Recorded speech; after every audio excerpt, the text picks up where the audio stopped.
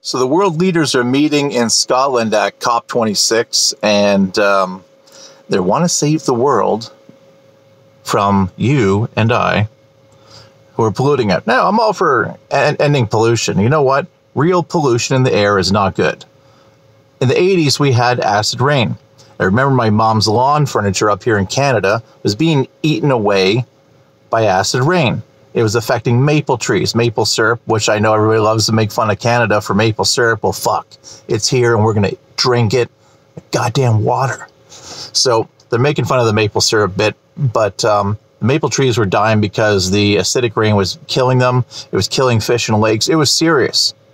There was serious bad shit going down. So Mulroney phoned up Reagan and said, hey, look, we got a problem here. It's coming from your country, the Ohio Valley, you know, the steel production, all the factories going on. Well, Reagan actually did something and put an end to it. He put his foot down and capped the pollution and made a huge difference. Now, Mulroney was being advised by a lady by the name of Elizabeth May, who I know personally. And whether you like her or not, she's honestly a good person. She's a very smart person. And her and Mulroney teamed up and came up with a plan with some other people to stop acid rain. And it worked. No bullshit, no carbon tax, no fucking schemes like, well, we'll have the pollution still, but you'll be able to buy carbon credits by buying expensive electricity and all that. Fuck that.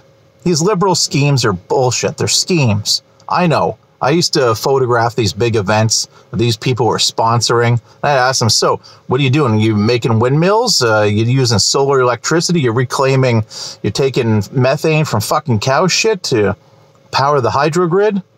Oh, well, we just buy from BC Hydro and resell it at a different price, and that buys carbon credits, which then allow factories to pollute still. It's not stopping pollution. You look around the world, man. Look at these poor countries. They got garbage everywhere. Start collecting that shit, burn it. You know? Start taking all the garbage and do something about it. We don't need all this goddamn packaging. You buy a PlayStation, it's like 18 layers of bags and styrofoam and more styrofoam and boxes and plastic wrap and all this shit you don't need. You know, we're forced to buy a new car every couple of years because the old one breaks down and then worth nothing. You know, sorry, it looked like my boss's work vehicle driving by, but so they're planning on saving the world, and it's BS. They're going to walk away from this, and nothing's going to get done unless you physically stop pollution. That is the only way. China's not there. Russia's not there. China's a huge polluter. But then, you know, the reason they're huge polluters is because they got a seventh of the world's population, if not more, and we keep on buying crap from them. We tell them to buy, you know, make us cheap shit all the time.